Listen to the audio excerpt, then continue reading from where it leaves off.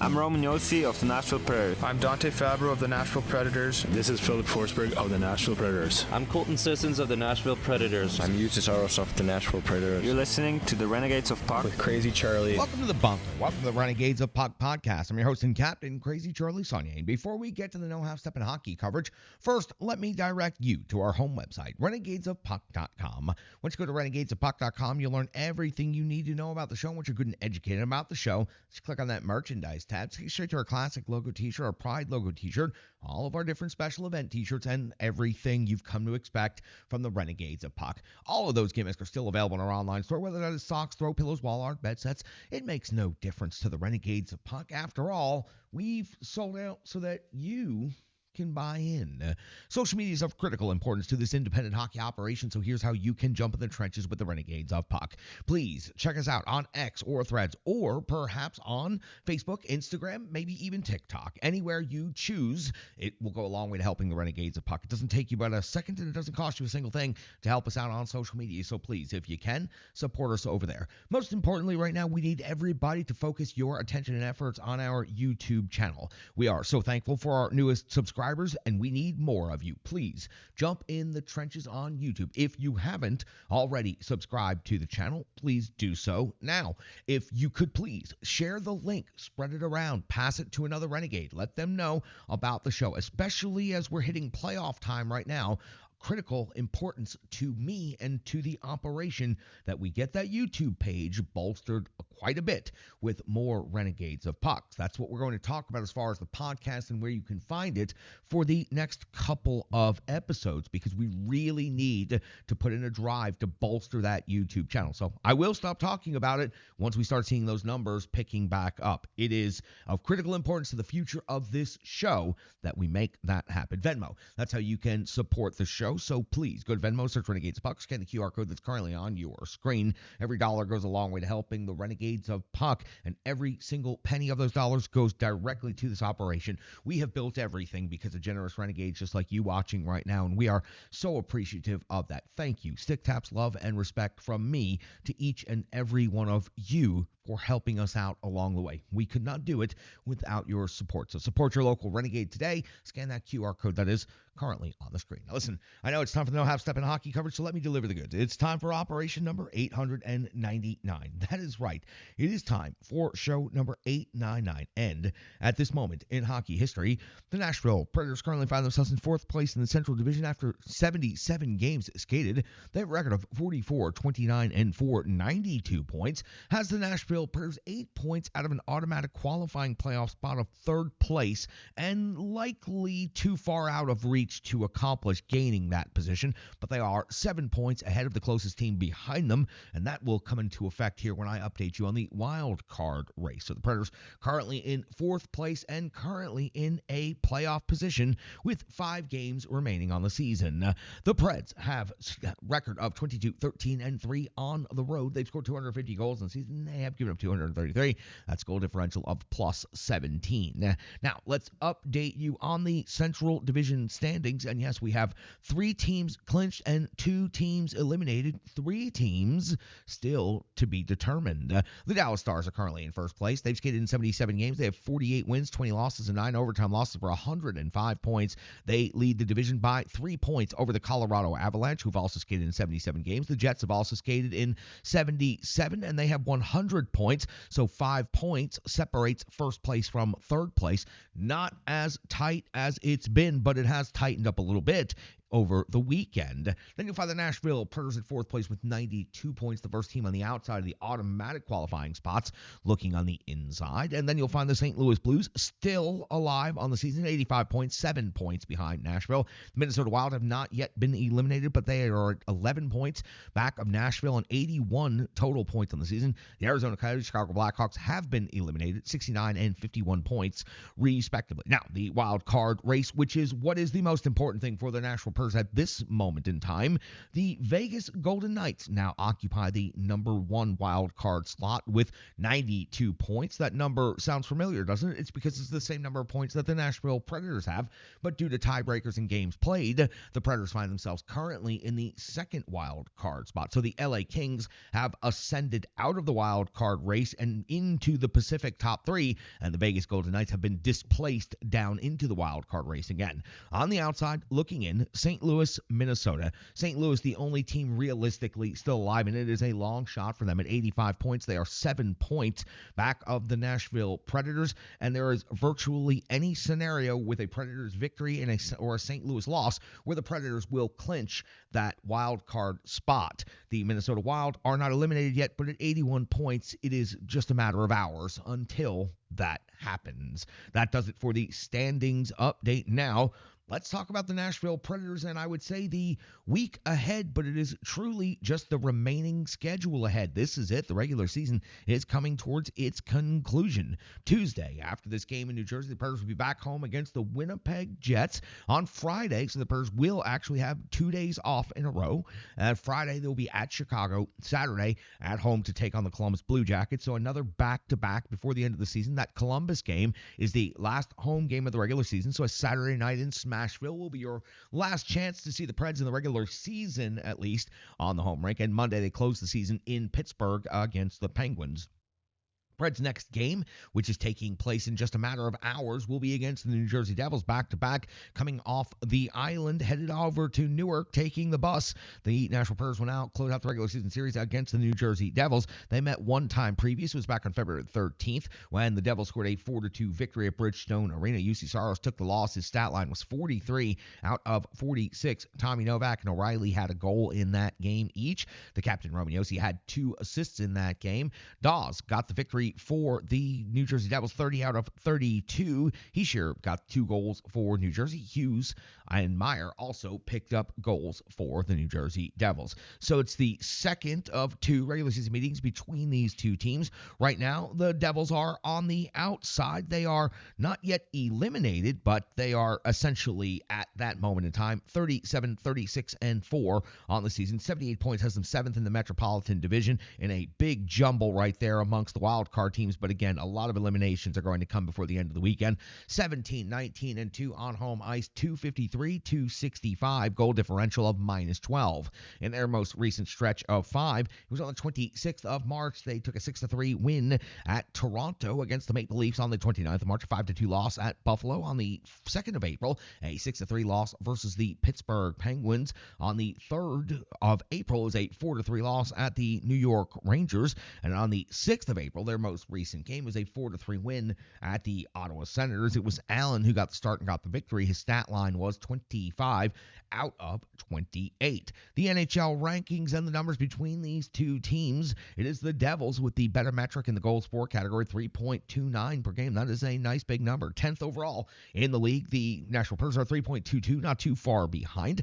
They are at 12th overall in the NHL. In the goals against category, though, the Preds are ahead in this metric by a considerable amount. 3.03 per game is 15th best in the league, while the New Jersey Devils are giving up 3.43 per game. That is 27th overall. 31.8 shots per game for Nashville. That's 10th best in the league.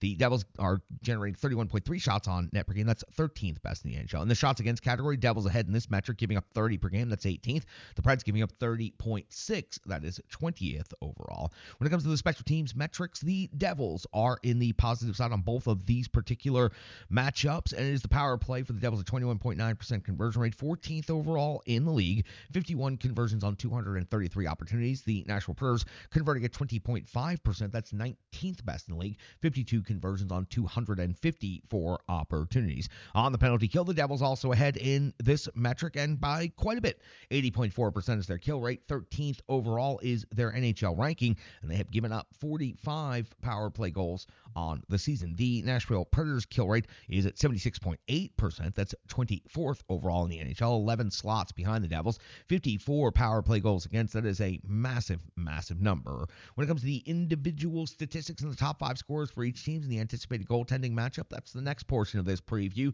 Let's start with the home team, the New Jersey Devils. Bratt's got 25 goals, 53 assists for 78 points. Hughes is at 26 goals and 47 assists for 73 points. Hischier, 26 goals and 37 assists for 63. When your Sixes and your Gs start to look exactly the same, it's starting to become a problem. It's definitely towards the end of the season. Hischier is 26 goals, 37 assists for 63 points. Timo Meier, 25 goals, 23 assists for 48 points. Toffoli, 26 goals and 18 assists for 44 points. So check that out again. Let's go back.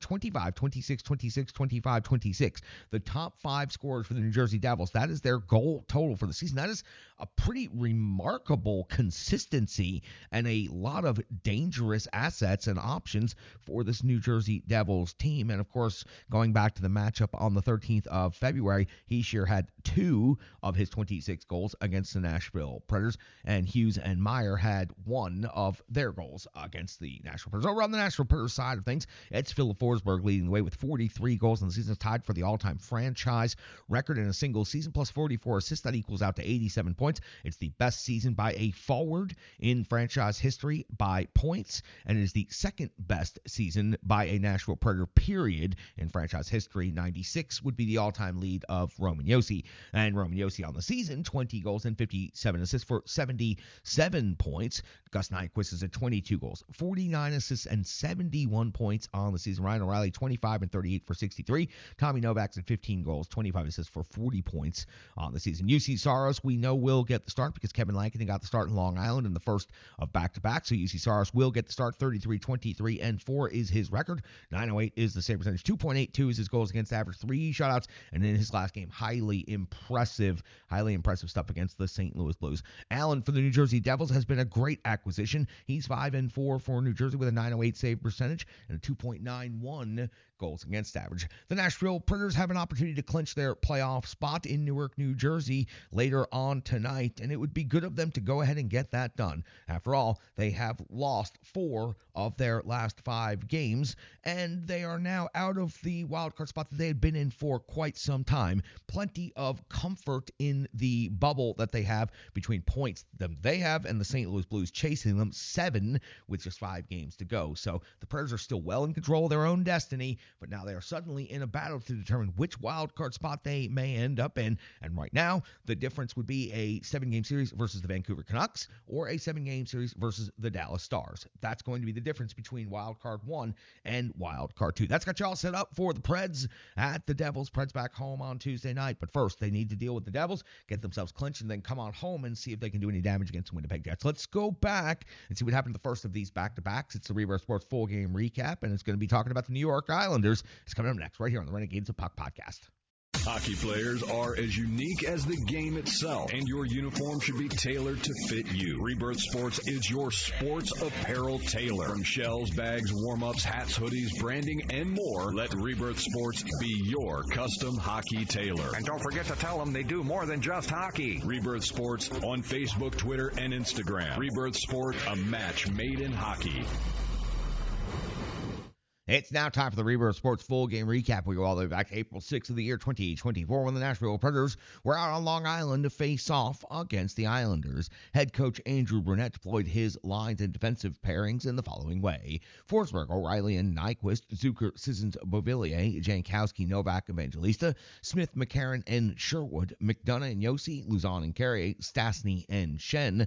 Lankinen gets the start in net. So the forwards and the defensive pairings are the same alignment as the previous game. Only change is at goal. 31 seconds into the first period, it's Lankinen coming with a save on Palmieri on the doorstep. First shot on goal of the game. A pretty good scoring chance for this early in the game. 2:24 of the first period now. Varlamov comes up with a save on Sherwood. It's the first shot on goal for the Nashville Predators at the 4-minute mark of the first period. It's Lankinen coming with a save on Pollock at 4:26. Varlamov a save on Forsberg. Teams trading chances here early in the first.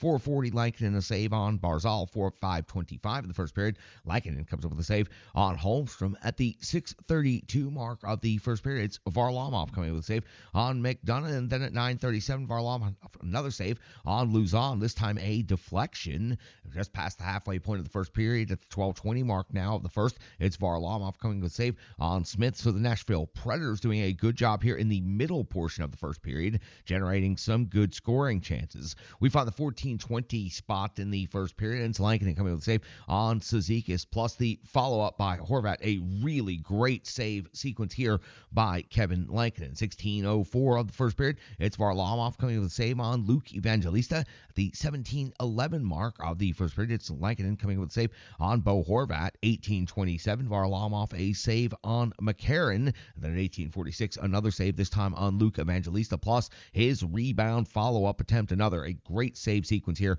for Varlamov in the first period. 19:32 of the first period. It's Lankinen coming with a save on Holmstrom. So we come to the end of the first period. There were momentum swings in the period, but there were no special teams play. There were no goals scored, and the totality of shots equaled out to 22. 12 of them went to the New York Islanders. 10 of them went to the Nashville Predators. We head on to the second period, and we find the first action at 1:07 of the second, and when Varlamov's coming with a save on Luzon. And then at 3:55 of the second period, it's Varlamov coming with another save on Luzon. A relatively quiet first 4 minutes of the period, but the action starts to pick up quickly here at 4:29 as Varlamov comes with a save on O'Reilly. 4:49, Lankinen a save on Horvat. So again, the team's trading chances here early in the second. 4:58, Lankinen a save on Nelson's deflection. At the 8:03 mark of the second period, Varlamov comes with a save on Philip Forsberg. The Isles are scrambling, but they are in fact holding because the puck is not finding its way into the net. At the 8:19 mark now of the second period, it's Varlamov coming up with a save on Michael McCarron. 9:07 now into the second period. We find our first scoring of the game. It is Dobson with his 10th, putting the New York Islanders ahead 1-0. There were so many layers of traffic that it's easy to understand how Lankinen never saw that puck coming. The Islanders were just stacked in the shot lane right here, and the Nashville Predators defenders also trying to get them out of the way. We're adding to the heavy traffic in front, so Dobson takes a good, accurate, long shot, puts his 10th goal of the season into the net, and those layers of traffic definitely had the biggest effect on Kevin Lankinen here in this situation. The Islanders lead 1-0. We cross over the middle point of the game here, and we find at the 10:50 mark of the second period, it's Carrier off to the box. 2 minutes for slashing. The Nashville Predators would not give up a single shot on goal against, and the Nashville Predators penalty kill would simply be outstanding over the course of these 2 minutes. At the 13:17 mark of the second period, it's Varlamov coming with a save on Tommy Novak. 13:39 now of the second period, it's Varlamov coming with a save on Philip Forsberg, and at 13:45, it is Dobson who was a big factor on this game. He's going off to the box.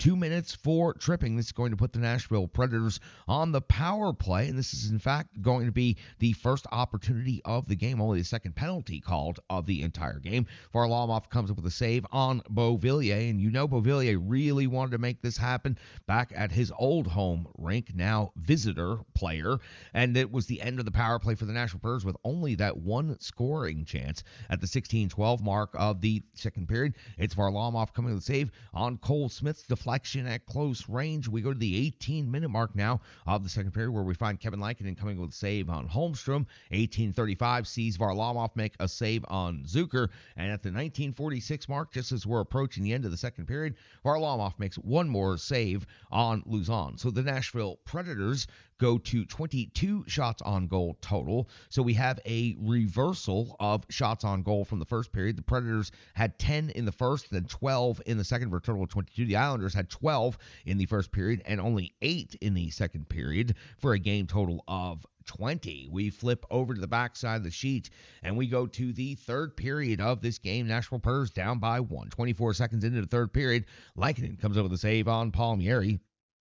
At the 1:15 mark of the third period, it's Varlamov coming up with a save on Philip Forsberg. At 1:53 of the third period, it's Lankinen coming up with a save on Pajot's deflection at close range. We go to the 2:31 mark now of the period, and Varlamov's coming with a save on the captain, Roman Josi, and then 2:45, another save on Beauvillier, plus the follow-up by Zucker. Predators are looking for this tying goal. At the 3:38 mark of the third period, it's Varlamov coming with a save on Philip Forsberg. 6:05 now into the third. The Nashville Predators are going to get an opportunity as Nelson's going out to the box. 2 minutes for high sticking on Evangelista. There was some question whether this could be a double minor, ruled a minor, single minor. Varlamov comes up with a huge save on Roman Josi, but then it is Lankinen coming up with a shorthanded save on Cizikas' spinning shot down there in his own zone to keep the Nashville Predators in this game. The Predators power play unable to convert. We hit the 8:13 mark of the third period, and we find Varlamov coming with a save on Novak before the Predators earn another power play here in the third period. The 8:22 mark, it's Holmstrom off to the box. 2 minutes for slashing. Predators are buzzing. Varlamov comes up with a save on Philip Forsberg. Then he comes up with a save on Ryan O'Reilly, and then Philip Forsberg is back taking a second shot at Varlamov, coming up with another big save right here. 4 total saves for Varlamov in this shorthanded situation, and that got the home crowd chanting his name over and over again here midway through the third period. 11:56 now into the third. It's Lankinen coming up with a save on Lee. 13:13 of the third period. It's Varlamov coming to save on Ryan McDonough, preserving the 1-goal lead. 18:31. Varlamov comes with a save on Philip Forsberg, and then easily the biggest save sequence of the game for Varlamov comes at 15:54 of the third period. He comes up with a save on the captain, Roman Josi, and then the immediate follow-up by Gus Nyquist, and then the immediate follow-up by Philip Forsberg. The Nashville Predators' 3 best offensive threats were buzzing around the offensive zone and all had opportunities at it and could not get the puck to go past Varlamov. Just down at the other end of the ice, not 15 seconds later, though, it's Lankinen coming with a save on Cizikas, plus the follow-up by Barzal to preserve the 1-goal deficit, and that was a big save sequence by Lankinen, so some really big goaltending coming in a very short span of time here in the third period. 17:26 now of the third period. It's Lankinen coming up with a save on Horvat at 17:44 of the third period. It's Varlamov coming up with a save on Philip Forsberg, and then it is at 18:41 of the third period. Palmieri with an empty net goal, his 26th of the season, and it is an empty net goal that puts the New York Islanders on top 2-1 over the course of the final minute and 19 seconds. The Nashville Predators would not be able to generate any significant offense with the extra attacker on, and the Nashville Predators drop this game out on Long Island 2-0. They do outshoot the New York Islanders 41-30, and this was simply a night. The shots on goal, the Preds had 10 in the first period. They had 12 in the second period, and they go from 22 to 41, 19 in the third period. Varlamov doesn't give up a goal in any of those periods or in this entire game. This is a night where a goaltender was red hot against the Nashville Predators. They had plenty of scoring opportunities. They had power play opportunities, especially in the third period. Outshot the Islanders 41-30.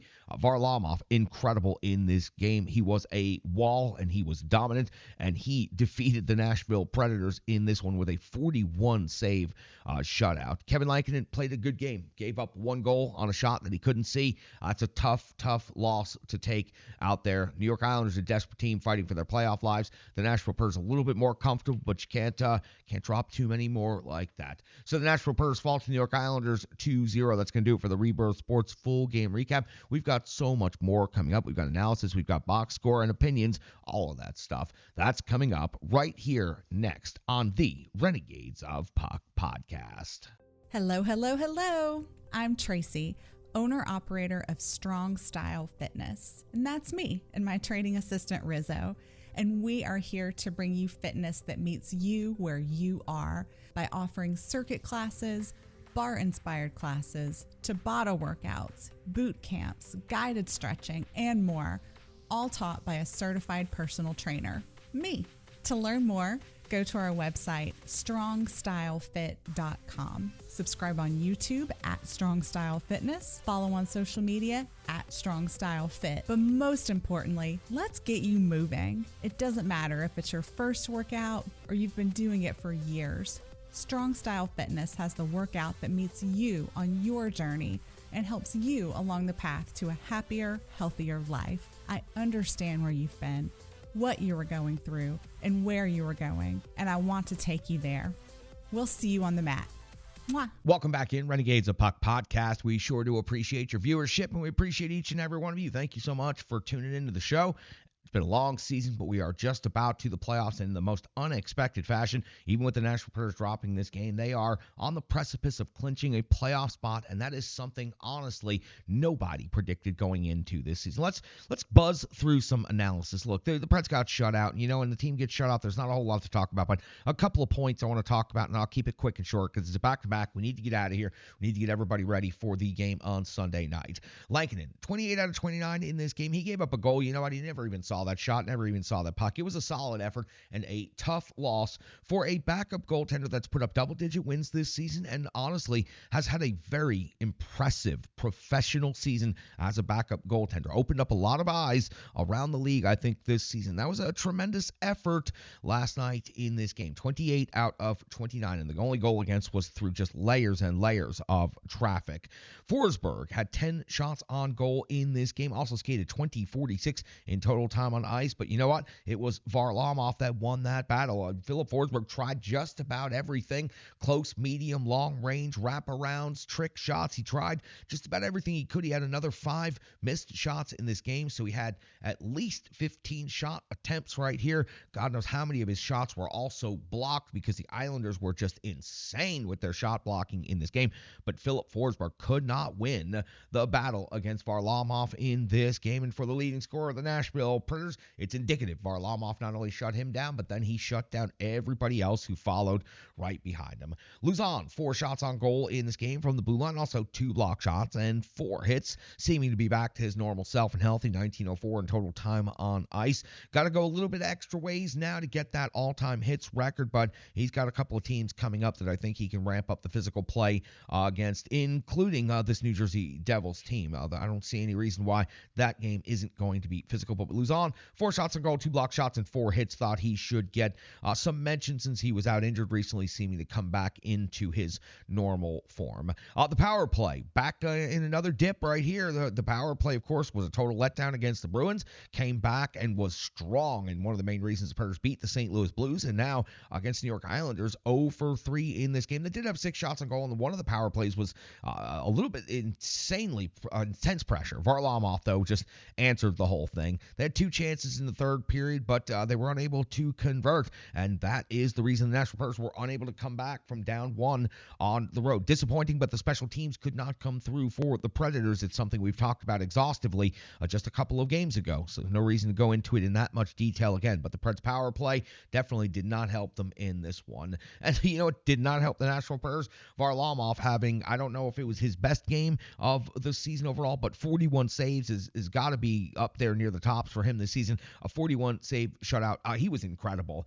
He stopped players at short, medium, long distances. He stopped them in wraparounds. He stopped them on rebounds. He stopped them on, jam attempts. He stopped everything is what he did. Varlamov was highly impressive, and he got better and better as the game went along, and sometimes you see that happening in real time with your own eyes, and this was one of those cases. By the third period, it was becoming increasingly clear that nothing was going to get by Varlamov, and when the game came to its conclusion after 60 minutes, I was not surprised that the Predators did not break through. It was one of those nights, 41 save shutout. Those types of games don't happen too often for goaltenders in the NHL, and Varlamov was on his best game, and he shut down the Predators' best player in Philip Forsberg with 10 shots on goal in this game. So taps to Varlamov. He definitely played an incredible game for the New York Islanders, who are a desperate team trying to fight for their playoff lives, as many teams over in the Eastern Conference in that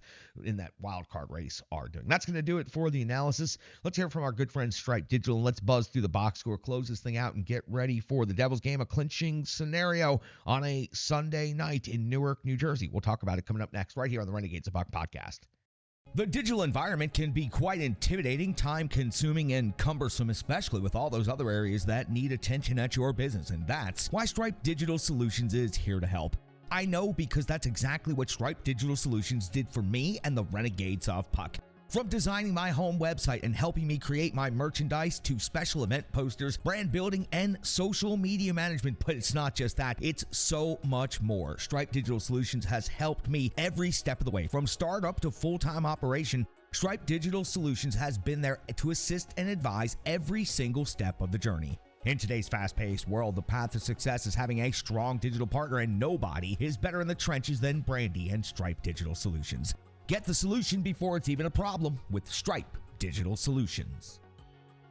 Welcome back in. Not a lot to talk about when it comes to the box score. Let's go ahead and just buzz through it. Obviously, there are no goals and no assists for the Nashville Predators because there was no scoring in this game. We buzz right on by plus minus because it is, well, outdated. The shots on goal, 10 for Philip Forsberg, paced the Nashville Predators by a long ways. 4 for Luzon, and then a couple other players were able to generate 3 shots on goal. Yossi Carrier and also Ryan O'Reilly.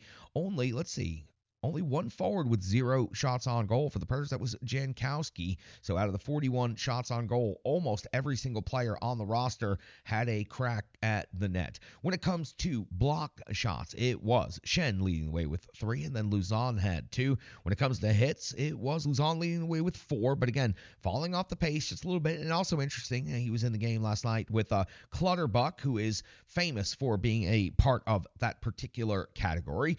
3 hits for Shen, 3 hits for Sherwood as well. When it comes to time on ice leaders, it was Philip Forsberg leading the way with 20:46 total time on ice. Nyquist at 20:21. O'Reilly at 19:59. When it comes to the defensemen, it was Yossi going 27:50 on the first night of a back-to-back. That is an awful lot of minutes. 22:52 for Ryan McDonough. Least amount of ice time by a defenseman was Stastny, only 13:11 in total time in this game. Actually, check that. Shen had less time at 11:56. I didn't recognize the numbers the way they were there.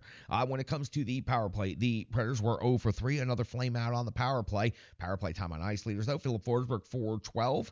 Nyquist, 3:47. O'Reilly, 3:31. And Yossi, 4:42. But unfortunately, all of those minutes end up being ineffective as the Predators could not generate anything but 6 total shots on goal on the power play. The penalty kill was 1 for 1, which means they went perfect. Let's give some stick taps quickly to the time on ice leaders. Cole Smith at 1:10. Michael McCarron at 1:09. And then Ryan McDonough at 1:13 total shorthanded time on ice. Again, perfect on that unit. Face-off winning percentage quite low for the Predators in this game, 40.9%. 17 hits, only 8 block shots in this game. But I want you to listen to this one for the New York Islanders. I made reference earlier to the Islanders blocking a lot of shots. Did they ever? 33 total blocked shots in this game. So the Predators generate 41 shots on goal and have another 33 blocked. High shot volume for the Nashville Predators, unable to break Varlamov in this game. 7 takeaways, 3 giveaways for the Nashville Predators.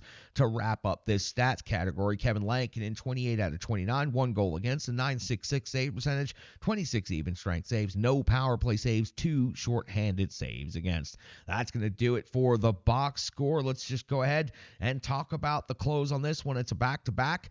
Just go ahead and take care of your business in New Jersey, and you've accomplished something that you were not expected to be able to accomplish this entire season. You will be clinching a playoff spot. So throw away what happened against the Islanders. It was a day where a goaltender was red hot and shut you down for 41 saves against, while the team blocked another 33 shots against. It was a tough day out on Long Island. Make it a better day in Newark. Win, get those 2 points, clinch your playoff berth, come on home and face the Winnipeg Jets. That's going to do it for operation number 899. I sure do appreciate each and every one of you being a part of the show, sticking with the show. Now let's spread those links around. Let's get the word out. Pass the word, Renegades. That's what we're going to need to do. We need to build up that YouTube channel. I appreciate each and every one of you for watching out there. Stick taps, love, and respect. I'm your host and captain, Crazy Charlie Saunier.